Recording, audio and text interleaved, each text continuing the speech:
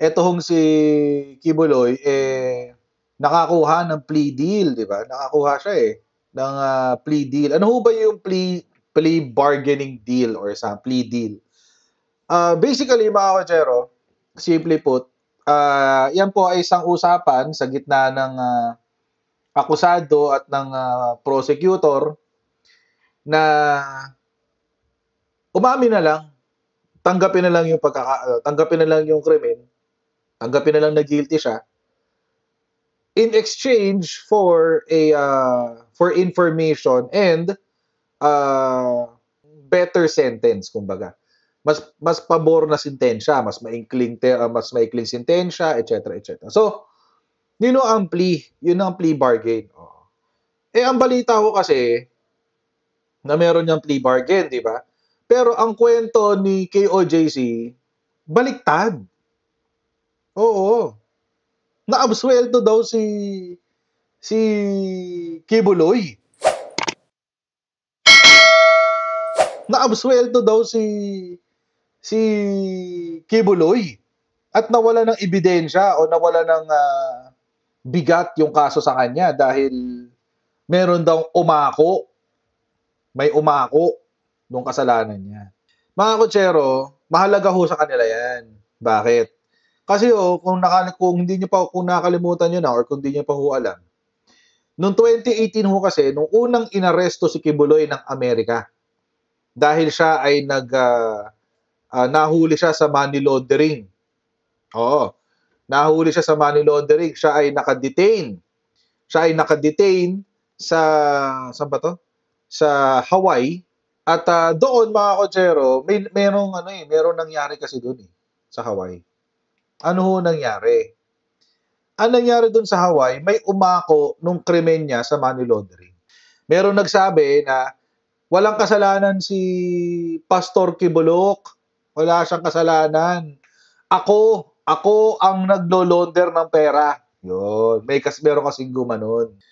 At dahil dyan, hindi siya napawalang sala, pero pinalaya si Kibuloy. Pinalaya siya kasi may umako Anong gagawin ng pulis, di ba? Hindi na pwede i-detain si Kibuloy. So pinalaya siya. Walang choice Okay. Ganun yung nangyari ng 2018. Ngayon, 2024, gusto nilang maka-round 2 diyan sa tawag dito. Sa kaso na to. Yung sa bagong kaso. Well, di naman siya bago, pero ito yung inilabas ng FBI.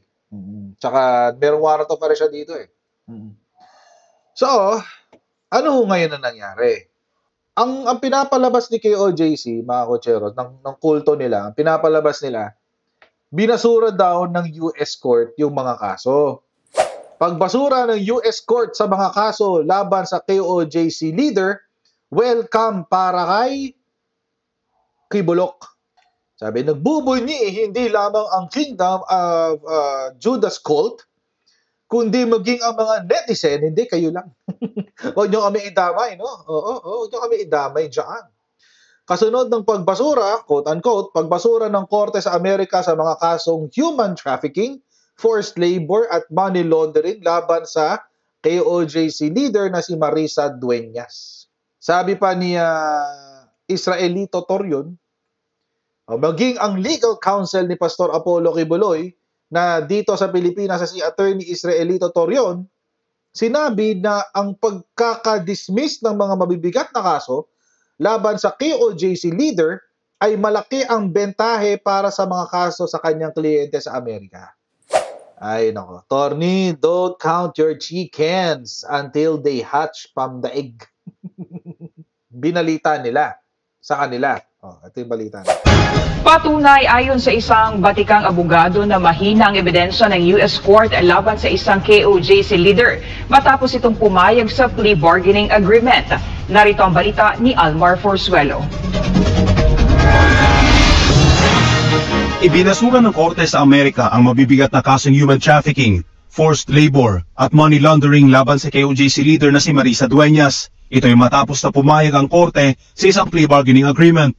Napakaganda po sapagkat sa pamamagitan po ng plea bargaining, pumayag ang mga abogado ng Estados Unidos na i-dismiss po yung mga napakabigat na mga krimen na isinampa laban sa kanya, kagaya po ng forced labor, money laundering, at saka human trafficking. No? Yung po ay napakabigat na mga krimen at in a sense po, sabi ng abogado ni Marisa Dueñas, iyon ay legal victory. No?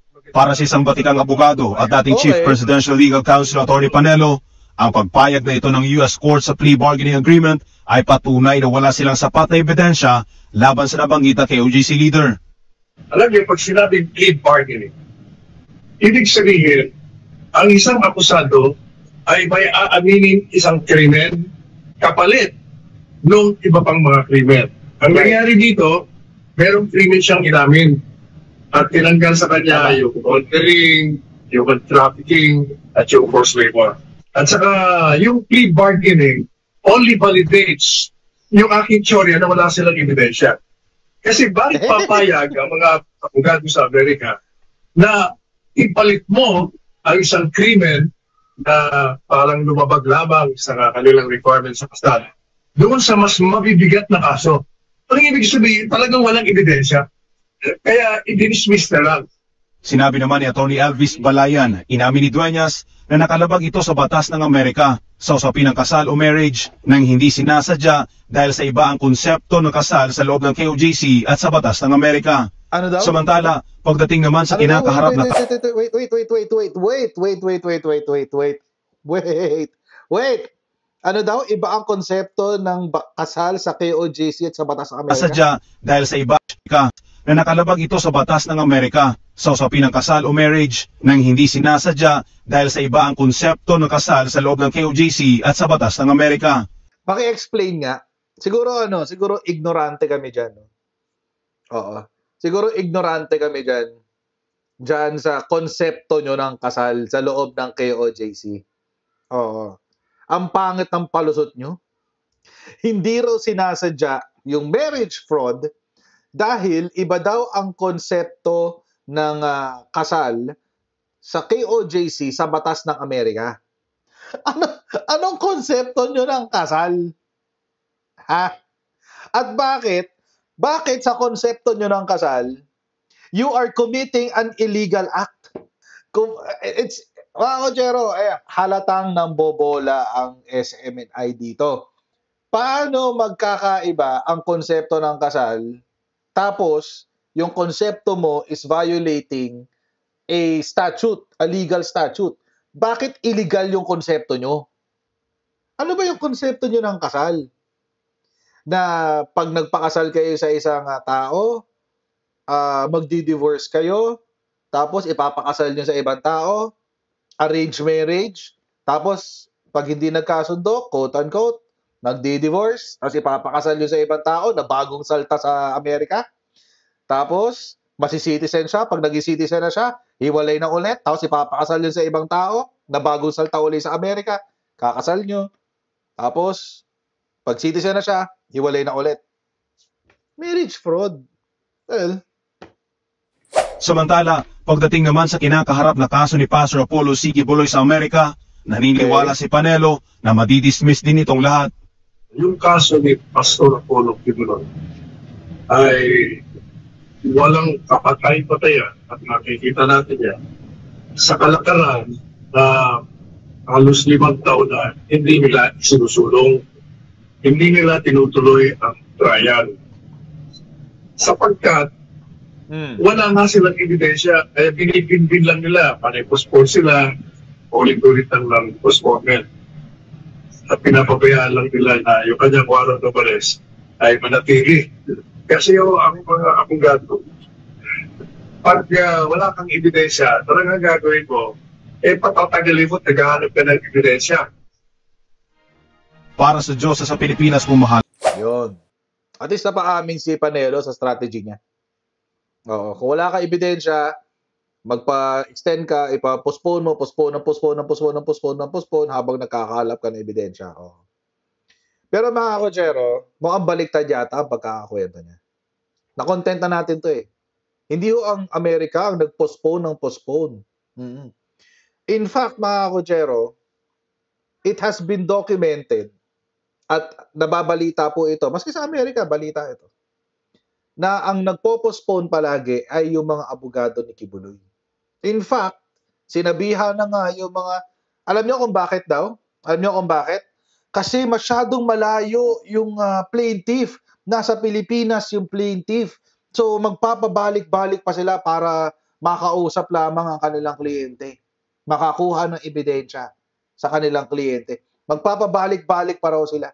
Postpone yung abogado ni Kibuloy. Documented yan, mga kutsero, walang bola yan. Tapos sinasabi nila, mahina daw yung kaso. Mahina daw yung kaso laban kay Kibuloy. Hindi kasi porke, alam niyo po mga kutsero, binigay ko na to in the past eh. Kapag sa conspiracy kasi, to commit a crime, the crime of one is the crime of all the participants. Ibig sabihin, yung krimen ni mastermind, yun din ang, yung krimen at yung penalty na ibibigay kay mastermind, yun din ang krimen na ihahabla sa mga ibang miyembro. At yun din ang penalty na ibibigay sa kanila. The crime of one is the crime of all the participants sa conspiracy. Ibig sabihin, kung ako, let's say, ang aking naging papel lamang sa conspiracy ay naghanap ng tao, HR daw yan eh. HR daw to ng, ng Children's Joy Foundation, yan si ate. HR daw yan eh. Ang trabaho ko ay maghanap lamang ng tao na mamamalimos sa kalsada ng Amerika. Damay ako doon sa money laundering. Kahit hindi ako yung naglo-launder ng pera. Damay ako sa human trafficking. Kahit hindi ako yung nagtatraffic ng tao. Damay ako doon. Bakit? Because it is a conspiracy. Sa conspiracy nga, mga kotsero, ang krimen ng isa ay krimen ng lahat. Ganun ho yan. Kahit at maaabsuelto ka lang sa conspiracy kapag sinabi mo mismo na out na ako dyan, hindi ako sasama. Doon ka lang maaabsuelto dyan. Mga kutsero, kahit nga, dito nga sa Pilipinas sa mga nagnanakaw na bangko, mga bank robber, kahit getaway driver kahit driver ka lang. Driver ka lang, hindi ikaw yung nagnakaw mismo. Driver ka lang. Kasama ka sa conspiracy. Ganun ho kasi yun. Ngayon, bakit nag-plea bargain? Bakit ho nag-plea bargain? Nag-plea bargain kasi malakas yung ebidensya. Kabaliktaran ng sinasabi nila Panelo, ni Torion at tong isa pang abogado. Kabaliktaran. Bakit? Mga kotsero, hindi po kasi ako expert. Hindi na nga ako expert sa Philippine law Mas lalong hindi ako eksperto sa US jurisprudence at sa US law. Kaya nag-research ako. Ito ang sabi. Ayan. Plea bargaining. Ayan. When the government has a strong case. Intro pa lang yan. Intro pa lang yan. Intro pa lang yan, guys. When the government has a strong case. U.S. Offices of the United States Attorneys, U.S. Department of Justice. Ito yung mga prosecutors nila, mga state attorneys. Ayan. When the government, yung DOJ nila, has a strong case, the government may offer the defendant a plea deal to avoid trial and perhaps pa, hindi pa sure, perhaps reduce his exposure to a more lengthy sentence. Ano yung reduce his exposure? Reduce his exposure means yung mga krimen na hindi mo naman ginawa, ibabasura. Hindi mo siya ginawa Hindi ka naman participant doon sa money laundering. Hindi ka participant doon sa child sexual abuse. Hindi ka participant doon sa human trafficking. So ano yung kakaso sa'yo? O di marriage fraud. Kasi doon ka participant Kaya ho mga kotsero, napaka-importante po nang nililinaw yung balita. Ang kagaguhan dito, sorry, pardon my French, ayoko talaga nagmumura sa channel ko kaso nakaka-insulto Ang kalokohan dito ni SMNI, ayaw niyang sabihin na ito, yan ang basihan ng plea bargain agreement. So, ibig sabihin, si ate, umamin siya sa marriage fraud. At, not only that, magbibigay siya ng impormasyon doon sa mga iba pang krimen. Bakit? To reduce the exposure to a more lengthy sentence. Kaya nga nakakatawa, sinasabi lang, mahina yung kaso. No. DOJ na ng Amerika yung nagsabi eh. Pag malakas ang ebidensya ng gobyerno, nag-o-offer ang gobyerno ng plea bargain. Bakit? Para sa defendant. A defendant may only plead guilty if they actually committed the crime. A defendant may only plead guilty if they actually committed the crime and admits to doing so in open court before the judge. Ibig sabihin, di ba sabi ko nga kanina, sa conspiracy, ang krimen ng isa ay krimen ng lahat. Si ate, hindi naman siya nag-participate sa child sexual abuse. Hindi naman siya nag-participate sa money laundering. Hindi naman siya nag-participate sa human trafficking. Hindi niya pwedeng i-admit. Hindi niya pwedeng sabihin na,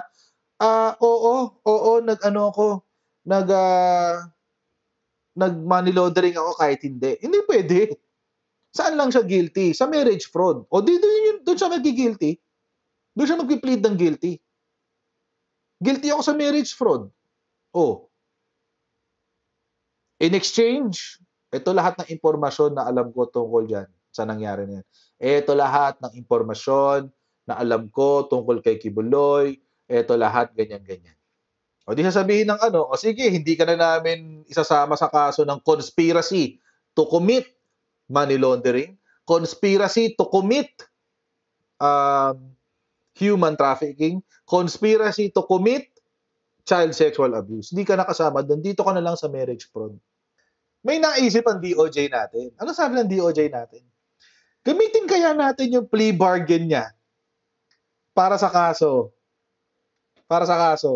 Galit na naman ang KOJC. Ayan, nasabi yun. Bakit nyo gagawin yan? Hindi pwede yan. That's against the law. And that's against the Constitution. Ganon. Ganon na naman sila. Ito yung balita naman tungkol dyan. Kinontra ng kampo ni Pastor Apollo Kibuloy ang pahayag ng Justice Department na maaaring gamitin ng prosecution ang plea bargain agreement ng isang KOJC member sa Amerika sa mga kaso ni Kibuloy dito sa Pilipinas. Nakatutok si John Veneracion. Barking of evidence ang naganap sa pagharap sa Pasig RTC Branch 159 ng mga abogado ni Pastor Apollo Kibuloy para sa kasong qualified human trafficking. Pero naging pagkakataon din nila ito para talakayin sa media ang pagpasok ng isa sa mga opisyal ng KOJC o Kingdom of Jesus Christ na si Marisa Duenas sa plea bargain agreement sa Amerika.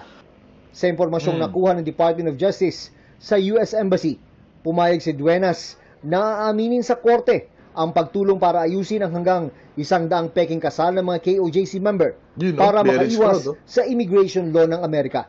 Kapalit niya ng pagkaso na lang ng marriage fraud sa halip na mas mabibigat na kaso. Ang plea bargaining ay sistema sa Amerika kung saan nakikipagnegosasyon ang prosekusyon sa depensa para hindi na umabot sa mahabang paglilitis ang kaso. Sabi ng DOJ, maaaring gamitin ng mga prosecutor ang plea bargain agreement ni Duenas sa kaso ni Kibuloy sa Pilipinas. Kinontra ito ng abogado ni Kibuloy. It has no bearing here, legally, insofar as the cases are concerned. Bakit hindi? Pero ang plea bargain... Bakit hindi? Gumagamit nga ang Pilipinas ng US jurisprudence eh. Alam niyo ba yun? Alam niyo ba yun, mga kotsero, na paminsan-minsan ang Pilipinas, ang korte, ang Supreme Court ng Pilipinas, gumagamit ng jurisprudence ng Amerika. So bakit hindi pwede? Bakit walang legal basis? Ang legal doctrines ng Pilipinas nanggagaling din naman sa West. Yan yung sample, mga kotsero, na kahit abogado ng SMNI, pinagbobobola tayong lahat. Ganun sila wala silang pake kahit alam nilang nagsisinungaling sila. Wala silang pake. Sa DDS, wala silang pake kahit alam nilang nagsisinungaling sila. Kapag yung plea bargain sa States, pag nakasulat doon lahat ng krimen na ginawa ni Kibuloy, tapos meron doon na nakasource sa Pilipinas, pwede yung kunin nyo ng Pilipinas. Pwede ho. Kasi dito nangyari. Nasa jurisdiction ng Pilipinas nangyari. Doon lang na-discover. Kasi yung ibig kong sabihin, doon lang na-discover yung krimen sa Amerika. Doon na-discover. Pero dito siya nagmula. So, ibig sabihin, nasa jurisdiction ng Pilipinas nangyari yung krimen. Wala silang choice doon. Si Duenas, na Human Resources Manager ng KOJC sa California, ay maaari raw gamitin para depensahan si Kibuloy sa mga kaso nito sa Amerika ayon sa kanyang kampo. Kabilang dyan ang conspiracy to engage in sex trafficking by force, fraud and coercion, sex trafficking of children, at bulk cash smuggling. The fact that the US government offered to drop the 3 serious charges against the leader who was personally or who is personally present in the day-to-day activities in the US is a good sign for Pastor Apollo. Sinabi rin ng legal team ni Duenas sa Amerika na hindi niya tutulungan ang anumang gobyerno para litisin si Kibuloy o iba pang kasapi ng KOJC. Nananatilian nilang tapat daw si Duenas sa tungkulin nito sa religious group. Bilang tugon naman sa plano ng Senado na ipatawag si Kibuloy kaugnay ng investigasyon sa mga umano'y human trafficking at sexual abuse sa KOJC. Sabi ng kanyang abogado, maghahain sila ng motion sa korte para ito'y pigilan. Nasa korte na nila ang kaso, kaya hindi na umano kailangang paharapin pa siya sa Senado. Para sa GMA Integrated News, actually, totoo yun. Doon lang ako 24 oras. Doon lang ako mag-agree sa lahat ng sinabi niya. Hindi na kailangan humarap ni Kibuloy sa sa Senate kasi yung subject of the inquiry is already an issue in the courts. So kung ako kay Risa Ontiveros, gawa na siya ng batas. Sulat na siya ng batas. Huwag na niya habulin si Kibuloy. Kasi wala na, nasa court na eh. Alright, God bless and see you. Bye everyone. See you.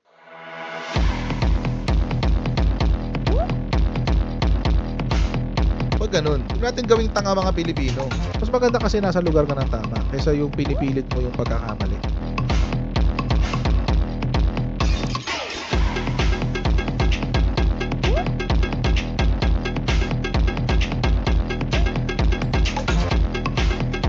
Are they willing to go that far? Hindi makakalimutan ng Pilipino yan hanggat di nasasagot niya. Sino ngayon nagsasabi ng totoo?